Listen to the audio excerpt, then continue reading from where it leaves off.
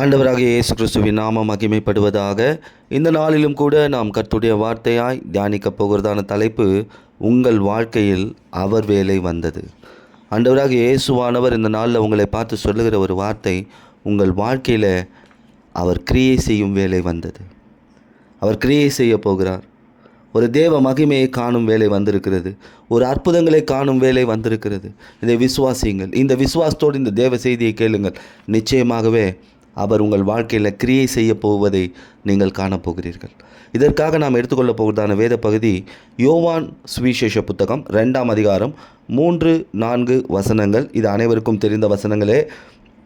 திராட்சரசம் குறைவுபட்ட போது இயேசுவின் தாய் அவரை நோக்கி, அவர்களுக்கு திராட்சரசம் இல்லை என்றால். அதற்கு இயேசு, ஸ்திரீயே, எனக்கும் உனக்கும் என்ன, என் வேலை இன்னும் வரவில்லை என்றார். ஆண்டவராக இயேசுவானவர் தன் ஊழியத்தை துவக்கும் பொழுது முதலாவதாக ஒரு வீட்டிற்கு செல்கிறார். திருமண வீட்டிற்கு அவர் அழைக்கப்பட்டிருக்கிறார். அந்த விவாக வீட்டிற்கு அவர் அழைக்கப்பட்ட இடத்திலே ஒரு திராட்சை ரசம் குறைவுபடுகிறது. அவர் தண்ணீரை திராட்சை ரசமாக மாற்றுகிறார். அவர் கிரியை செய்கிறார். மகிமை வெளிப்பட்டது. இப்போ இன்றைக்கு இந்த செய்தியை கேட்டுக்கொண்டிருக்கிற உங்கள் வாழ்க்கையில் எது குறைவுபட்டு இருக்கிறது, அதை உங்கள் இருதயத்தில் நீங்கள் நினைத்து கொள்ளுங்கள். உங்கள் வாழ்க்கையில் இருக்கிற குறைகளை மாற்றி அதை நிறைவாக்கும்படி ஆண்டவராக இயேசுவானுடைய வேலை இந்த நாளில் என் வாழ்க்கையில் வந்தது என்று நீங்கள் விசுவாசிக்கும் பொழுது நிச்சயமாகவே உங்கள் வாழ்க்கையில், உங்கள் குடும்பத்தில் இருக்கிற குறைகள் நிச்சயமாகவே மாறும். இப்போ இந்த இடத்துல பாருங்கள், அவர் கிரியை செய்தார், அவருடைய மகிமை வெளிப்பட்டது. அப்போ அவரை நோக்கி வேண்டுதல் செய்தால் மகிமை நிரம்பும். அவர் உங்கள் வீட்டில் இருந்தால் மகிமை நிரம்பும். அவர் உங்கள் மத்தியில் உலாவினால் அற்புதங்கள் நடக்கும். இதுதான் அந்த இடத்துல நடந்தது. பாருங்கள், மரியாள் ஆண்டவராக இயேசுவை பார்த்து ஒரு வார்த்தை சொல்கிறாங்க, இங்கே ஒரு குறைவு இருக்குது. அவர் என்ன சொல்கிறாரோ செய்யுங்கன்னு சொன்னாங்க. மகிமை நிரம்புது. அவர் கல்யாண வீட்டில் இருக்கிறாரு, அந்த இடத்துல மகிமை நிரம்புது. அவர்கள் மத்தியில் உலாவினார், அற்புதம் நடந்தது. இந்த நாளில் உங்கள் விசுவாசிங்கள், என் வாழ்க்கையில் மகிமை நிரம்பும், அற்புதங்கள் நடக்கும். உங்கள் வாழ்க்கையில் அவர் கிரியை செய்ய அவருக்கு இடம் கொடுங்க. இன்றைக்கு எத்தனை பேருடைய வாழ்க்கை அவர் கிரியை செய்யும் காலம் வரவில்லை அப்படின்னு நினச்சிட்ருக்கீங்க? எத்தனை பேருடைய வாழ்க்கையில் அப்படி ஒரு கேள்வி இருக்குது. ஆனால் பிரசங்கியின் புத்தகம் 3ஆம் அதிகாரம் 1 முதல் 8 வசனங்களை வாசித்து பாருங்கள். அந்த இடத்துல வேதம் சொல்கிறது, ஒவ்வொன்றுக்கும் ஒவ்வொரு காலம் உண்டு. ஒவ்வொரு காரியங்களுக்கும் ஒரு காலம் உண்டு என்று சொல்லப்பட்டிருக்கிறது. ஆண்டவர் நம்முடைய வாழ்க்கையில் கிரியை செய்யும் காலம் இன்றைக்கு வந்தது. இன்றைக்கும் அவர் நம்ம வாழ்க்கையில் கிரியை செய்து கொண்டு இருக்கிறார். நமக்குள்ள அநேக கேள்விகள் வரும். எப்படியெல்லாம் வரும் பாருங்க. ஏசு இன்னும் என் வாழ்க்கையில் கிரியை செய்யலை, ஏன் அற்புதம் நடக்கலை, ஏன் மகிமையை நான் பார்க்க முடியல, இப்படிப்பட்ட கேள்விகள் நிறைய விசுவாசிகளுடைய வாழ்க்கையில் வந்துக்கிட்டே இருக்குது. ஏன் கிரியை செய்யலை? ஆண்டவர் சொல்கிறார் பாருங்கள், அவரால் நேரடியாகவும் கிரியை செய்ய முடியும், அவரால் மறைமுகமாகவும் கிரியை செய்து உங்கள் வாழ்க்கையில் அற்புதங்களை நடப்பிக்க முடியும். யோவான் 7ஆம் அதிகாரம் 2-3 வசனங்களில், யூதருடைய கூடார பண்டிகை சமீபமாக இருந்தது. அப்பொழுது அவருடைய சகோதரர் அவரை, நீர் செய்கிற கிரியைகளை உம்முடைய சீஷர்கள் பார்க்கும்படி யூதேயாவுக்கு போகும் என்றார். பாருங்கள், இங்கே சீஷர்கள் சொல்கிறாங்க, அந்த இடத்துல ஒரு கிரியைகளை, உங்கள் கிரியைகளை பார்க்கும்படி நீங்கள் யூதேயாவுக்கு போங்க. 8வது வசனம், என் வேலை வராதபடினால் நான் இந்த பண்டிகைக்கு இப்பொழுது போவதில்லை என்று இயேசு சொல்கிறார். பாருங்கள், என் வேலை இன்னும் வரல, நான் இந்த பண்டிகைக்கு போகலை. இதே தான் அங்கே ஆண்டவராக இயேசுவானவர் அந்த திருமண வீட்டில் சொன்னார். ஆனால் 10வது வசனத்தை வாசித்து பாருங்கள். அதே யோவான் 7:10, அவர் வெளியரங்கமாய் போகாமல் அந்தரங்கமாய் பண்டிகைக்கு போனார். அப்போ நீங்கள் உங்களுடைய வாழ்க்கையில் இயேசுவை முதன்மைப்படுத்தும் பொழுது அவர் வெளியரங்கமாக மட்டுமல்ல, அந்தரங்கமாய் கூட உங்களுடைய வாழ்க்கையில் கிரியை செய்வார். பாருங்கள், வெளியரங்கமாக கிரியை நடக்கலை, ஆனால் அந்தரங்கமாகவும் கிரியை செய்வார். கானா ஊரில் வெளியரங்கமாய் கிரியை நடந்தது. நீங்கள் விசுவாசிக்கும் பொழுது நிச்சயமாகவே அந்தரங்கமாய் உங்கள் வாழ்க்கையில் கிரியை செய்ய வல்லவராக இருக்கிறார். ஒரு இடத்துல பாருங்கள், ஒரு மகன் மரித்து போயிருக்கிறான். அந்த தாய்க்கு அந்த மகன் மேலே அவ்வளோ ஒரு பிரியம். லூக்கா 7ஆம் அதிகாரம் 11-15 வசனங்களில், அந்த நாயின் ஊர் உதவ மகன் மரித்து போயிருக்கிறான். பாடையில் வைத்து எடுத்து வருகிறாங்க. ஊர் எல்லைக்கு வந்துட்டாங்க. எல்லாரும் அழுகுறாங்க. அந்த அம்மாவுக்கு அவனை விட்டு வேறு ஆள் இல்லை. ஆண்டவராக இயேசுவானவர் சரியான வேலையில் அங்கே வந்தார், அவனை எழுப்பினார். வாழ்க்கை முடிஞ்சிச்சு, என் வாழ்க்கை முடிந்து போயிடுச்சு, என்று நீங்கள் நினைக்கலாம். ஆனால் ஆண்டவராக இயேசுவானவர் சரியான வேலையில் உங்கள் வாழ்க்கையில் கிரியை செய்வார். முடிஞ்சு போயிருச்சு அப்படின்னு நினைக்காதீங்க. ஆண்டவர் அந்தரங்கமாகவும் உங்கள் வாழ்க்கையில் கிரியை செய்ய வல்லவராக இருக்கிறார். என்று நாம் விசுவாசிக்கணும். அவர் கிரியை செய்யும் வேலை இன்றைக்கி என் வாழ்க்கையில் வந்ததுன்னு நாம் விசுவாசிக்கணும். எத்தனை பேர் விசுவாசிக்கிறீங்க? விசுவாசித்தால் மகிமை உங்கள் வாழ்க்கையில் நிரம்பும். உங்கள் வாழ்க்கையில் அற்புதங்களை ஆண்டவர் நடப்பிப்பதை நீங்கள் காண்பீர்கள். இப்போ இன்னொரு காரியத்தை நான் சொல்கிறேன். மார்க் 14ஆம் அதிகாரம் 41வது வசனத்தில், இனி நித்திரை பண்ணி இளைப்பாருங்கள் போதும், வேலை வந்தது, இதோ மனுஷகுமாரன் பாவிகளுடைய கையில் ஒப்பு கொடுக்கப்படுகிறார். பாருங்கள், பாவிகளுடைய கையில் ஒப்பு கொடுக்குற வேலை வந்தது. நம்முடைய வாழ்க்கையில் இப்படிப்பட்ட பாடுபடும் வேலை வரலாம். பொல்லாத மனிதர்கள் கையில் நம்ம வாழ்க்கை ஒப்பு கொடுக்கப்பட்டிருக்கு. வியாதியின் கையில் நம்முடைய வாழ்க்கை ஒப்பு கொடுக்கப்பட்டிருக்கு. தரித்திரத்தின் கையில் நம்ம வாழ்க்கை ஒப்பு கொடுக்கப்பட்டிருக்கு. பொல்லாத சத்துருக்கள் சுற்றி வளைக்கிறாங்க, அவங்க கையில் என் வாழ்க்கையை ஒப்பு கொடுக்கப்பட்டிருக்கு. ஆனால் தேவன் சில நேரங்களில் பாடுகளின் பாதைகளில் நம்ம நடத்துவார். காரணம், நாம் உலக மக்களை தெரிந்து கொள்ள வேண்டும் என்பதற்காக. உன்னை சுற்றி யார் இருக்கிறார்கள்? உன் ஆசீர்வாதத்தை யார் விரும்புகிறார்கள்? உன்னை யார் பகைக்கிறார்கள்? யார் உன்னை உண்மையாய் நேசிக்கிறார்கள் என்பதை தெரிந்து கொள்வதற்காகவே ஆண்டவர் சில நேரங்களிலே பாடுகளின் பாதைகளிலே நம்மை நடத்துகிறார். பாருங்கள், ஒரு வேலை வருது. ஆண்டவராக இயேசு கிறிஸ்துவுக்கே பாடுபடும் வேலை வந்தது. அப்போ இன்றைக்கி நம்ம பாடுகள் எல்லாம் ஒன்றுமே இல்லை. நமக்கு பாடுகள் சில காரியங்களை புரிய வைக்கும். நம் பாடுகள் நம்முடைய ஆவிக்குரிய வாழ்க்கையின் வளர்ச்சிக்காக உதவும். அப்போ தரிசனம் உடையவர்கள், அவர்களுக்கு பாடுகள் வரும். ஆனால் பாடுகளின் முடிவில் தேவ மகிமை வெளிப்படும். நான் இன்றைக்கி ஜெபிக்கிறேன், கர்த்தருடைய வார்த்தையை படிக்கிறேன், அதை தியானிக்கிறேன், நான் அந்த வார்த்தையை வைத்து ஜெபிக்கிறேன், ஊழியம் செய்கிறேன், கர்த்தருக்காக ஓடுகிறேன். ஆனால் பாடுகள் இருக்குது. தரிசனம் உடையவர்களுக்கு பாடுகள் இருக்கும். ஆனால் முடிவு தேவ மகிமையாக இருக்கும். உங்கள் வாழ்க்கையில் ஆண்டவராக இயேசுவானவருடைய தரிசனம் இருக்குமானால் நிச்சயமாகவே அதன் முடிவு தேவ மகிமையாக இருக்கும். நடுவில் வர பாடுகளை பார்க்காதீங்க, நடுவில் வர பொல்லாத மனிதர்களை பார்க்காதீங்க, நடுவில் வர பிரச்சனைகளை பார்க்காதீங்க. தேவ மகிமை கண்டு நீங்கள் அழைக்கப்பட்டீர்கள்.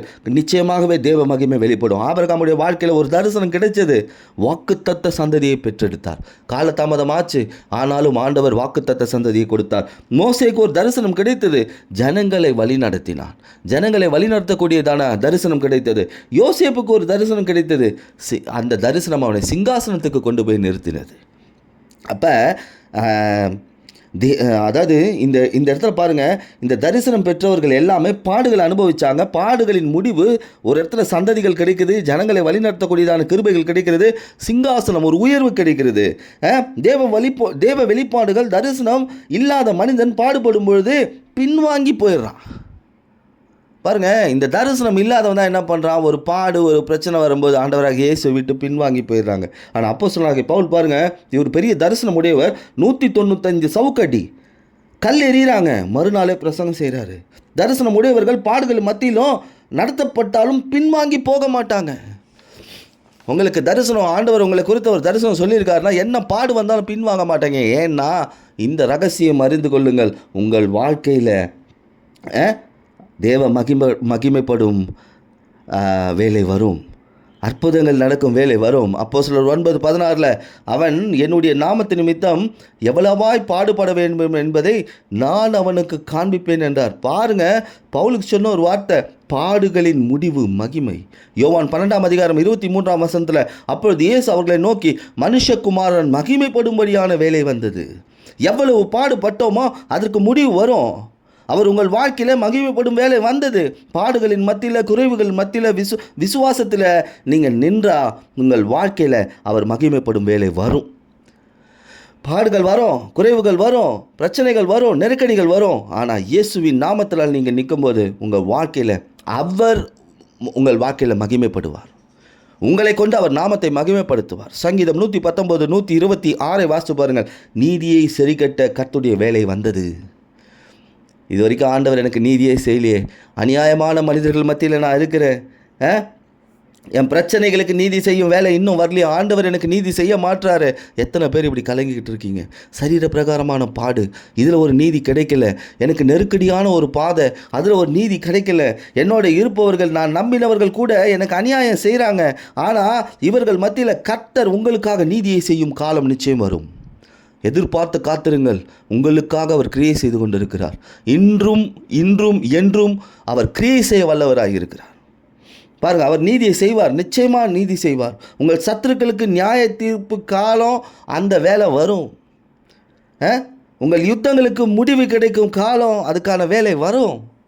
என்னென்ன காரியங்கள் உங்களோட போராடிக்கிட்டு இருக்கு, அதற்கு ஒரு முடிவு வரும். வெளிப்படுத்தல் 14 அதிகாரம் 7ஆம் வசனத்தில், மிகுந்த சத்தமிட்டு தேவனுக்கு பயந்து அவரை மகிமைப்படுத்துங்கள், அவர் நியாய தீர்ப்பு கொடுக்கும் வேலை வந்தது. பாருங்கள், நீதியை செய்யும் வேலை நமக்கு, நியாய தீர்ப்பு வேலை சத்ருக்கு. யாரெல்லாம் சத்ருக்கள் மத்தியில் அகப்பட்டிருக்கிறீங்களோ, வியாதி ஒரு சத்ரு, உலகம் ஒரு சத்ரு, பொல்லாத மனிதர்கள் ஒரு சத்ரு, பண நெருக்கடி ஒரு சத்ரு, தரித்திரம் ஒரு சத்ரு. இந்த நாளில் ஆண்டவர் சொல்லுகிறார், உன் சத்ருக்களை நியாயம் தீர்க்கும் வேலை வந்தது. இது எல்லாம் நியாயம் தீர்த்து உன் வாழ்க்கையிலேருந்து நான் எடுத்து போடுவேன். ஏன்னா உன் வாழ்க்கையில் நீ தேவ மகிமையை காணும்படி அழைக்கப்பட்டவன், அற்புதங்களை காணும்படி அழைக்கப்பட்டவன். பாருங்கள், தானியேலுடைய வாழ்க்கையில் சிங்கத்தின் கெபியில் தூக்கி போடுறாங்க. சரியான வேளையில் சிங்கத்தின் வாயை ஆண்டவராக இயேசுவானவர் கட்டினார். இன்றைக்கும் உங்கள் வாழ்க்கையில் சில சூழ்நிலைகள் சிங்கத்தின் மத்தியில் வாழ்கிற மாதிரி இருக்கும். என்ன ஆண்டவரே, என்னை சிங்கத்தின் மத்தியில் போட்டிருக்கீங்க, ஒவ்வொரு விதமான சிங்கம் என்னை சூழ்ந்திருக்கு, எது எப்பொழுது என்னை விழுங்கும் அப்படின்ற எண்ணம் உங்களுக்கு அப்படிப்பட்ட எண்ணம் வரலாம். ஆனால் தானியேலுக்கு ஒரு விசுவாசம் இருந்தது, என்னை எப்படிப்பட்ட சிங்கத்தின் மத்தியில் போட்டாலும் ஆண்டவர் சிங்கத்தின் வாய்களை கட்டி போடுவார். தானியேலுடைய வாழ்க்கையில் ஆண்டவராக இயேசுவின் வேலை வந்தது, சிங்கத்தின் வாய் கட்டப்பட்டது. பாருங்கள், மறுபடியும் நாம் அந்த திருமண வீட்டுக்கு வருவோம். யோவான் 2ஆம் அதிகாரம் 3-4 வசனங்களில் அந்த இடத்துல அவர் கிரியை செய்தார். திராட்சரசம் மாறினது, குறைவு நீங்கினது, மகிமை நிரம்பினது, அற்புதங்கள் நடந்தது. அவர் பாருங்கள், திருமண வீட்டுக்கு எதுக்கு அழைக்கப்பட்டார், அது எதுக்கு போனார் பாருங்கள்.